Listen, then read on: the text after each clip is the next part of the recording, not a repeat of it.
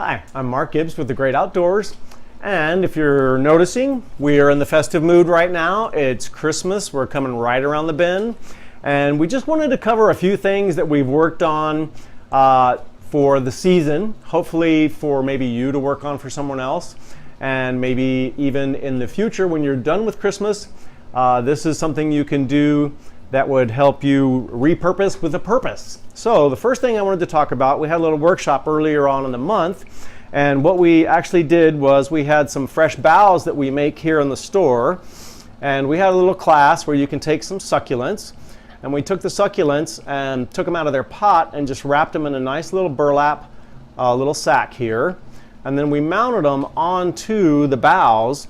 And then we had all sorts of different decorations that you could use, glue guns ready to go, wire ready to go, and you could create your own little setting with your succulents and any decorations. This was just a fun way to have a gift for someone or a nice centerpiece or a door swag.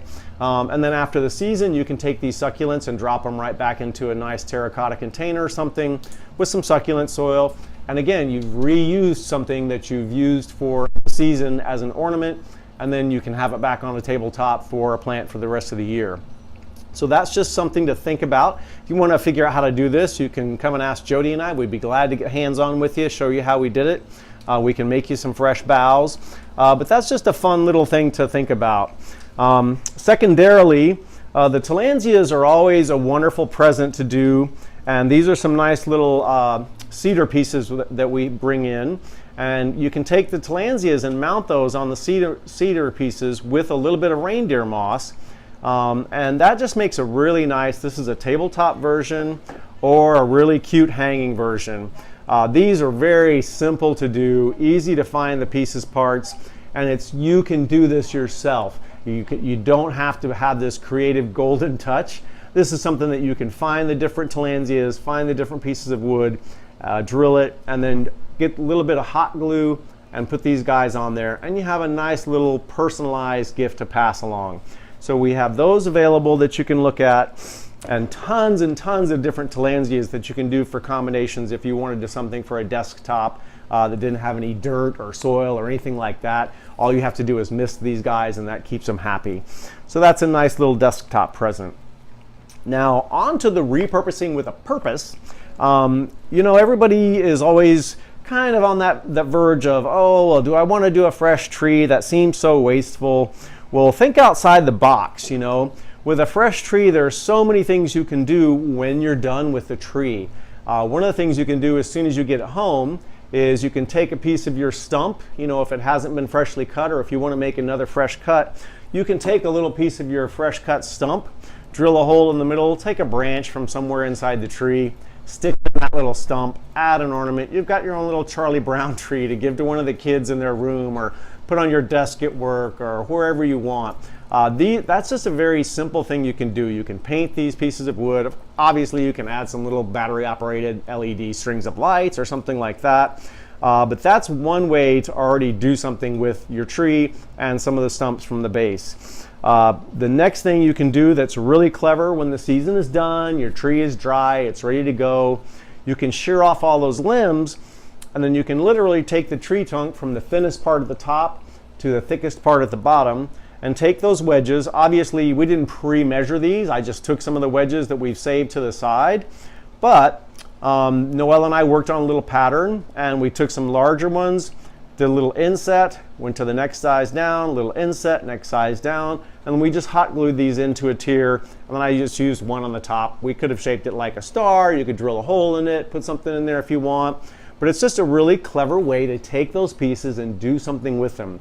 You could paint this, you could lacquer this, you could varnish it, you could take some larger pieces of stump, which I have, you could drill a hole in the center, make those as candlestick holders, do them at different heights. Again, varnish, we sanded some of these.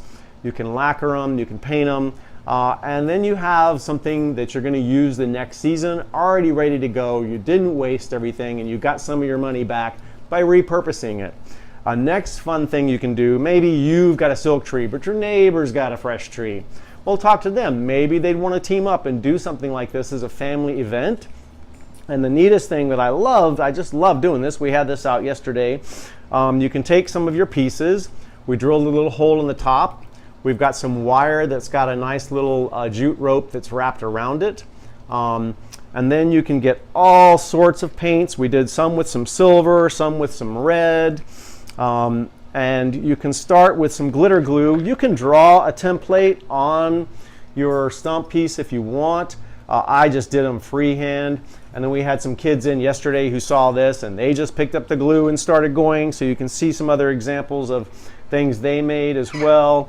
But you could draw something on there and then just go over it with the glitter glue if you like. And then you can even just put your own little signature on the back. Again, you could spray this and varnish it or lacquer it if you wanted to, just to preserve it some. But these are really personalized things that you can do with your leftover pieces parts and have them ready for the next season. And you can involve the kids, you can involve the neighbors, you could make it some sort of event where they can see that even though this fresh tree is done, it's going to have a future with other things you can do with it. And obviously, I'm barely touching the tip of the iceberg here. You can go to Pinterest and see hundreds of ideas of things people have done. You can take these guys and stack them side by side on top of each other and make your own, slice tree if you want that would hang on a wall. There are just so many different things. You could cut these down into different shapes. Obviously, I just like the raw organic slice there. And then again, a nice sanding, so you've got a nice smooth surface, no splinters going on. And then when they varnish, they come out really pretty as well. So, I do have a magic marker.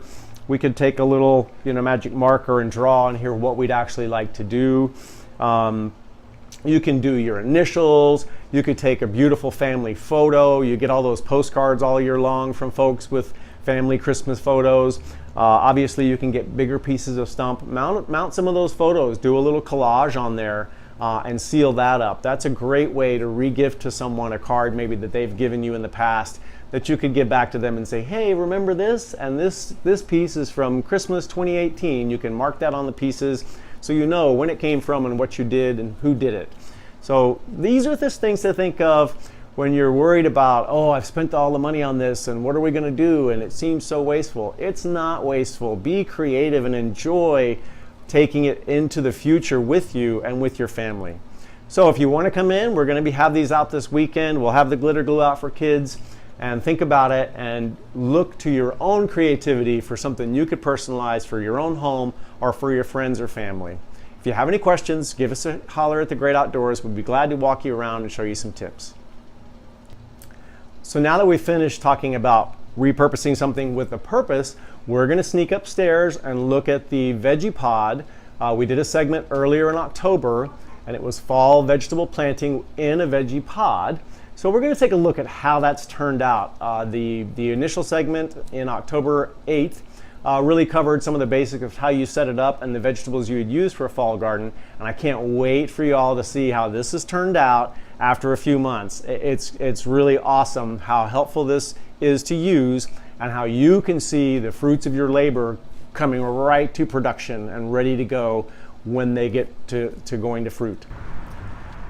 Okay, so now we are back up at the Vegepod here at the Great Outdoors, and we planted this on October 8th. It was our fall Vegepod planting for fall veggies, and absolutely amazing results.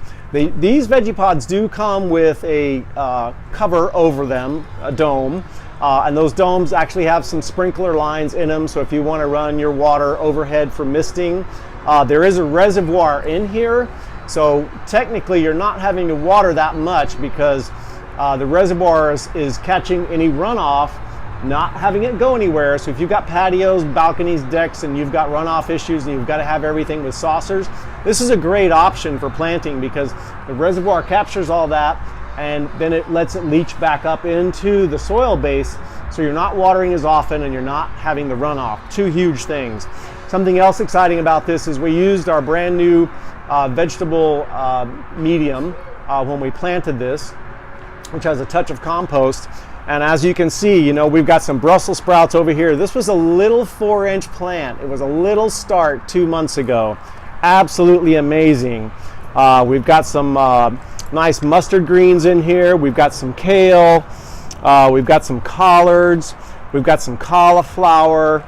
some cabbage, and then we always talk about this as well. You want to have some sort of annual. We put in nasturtiums this time around. That's going to get your pollinators in there and help your crop be a little bit more productive.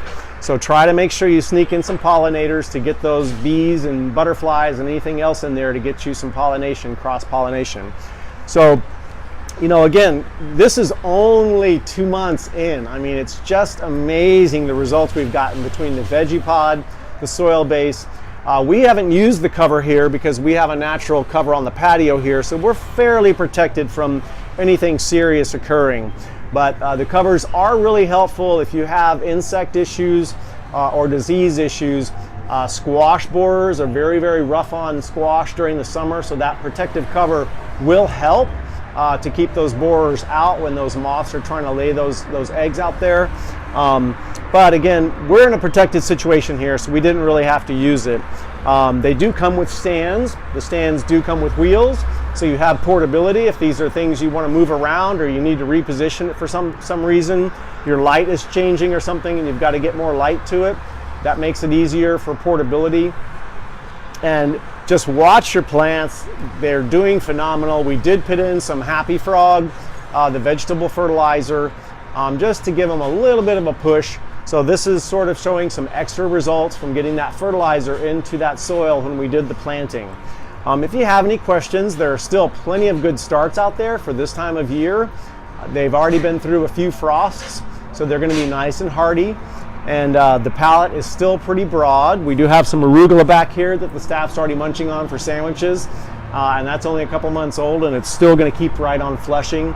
And then hopefully soon we're going to be harvesting some of this, and we might even get a second crop in here before the summer stuff arrives in the spring. So keep an eye on it. Let us know if you have any questions. We'd be glad to help you out.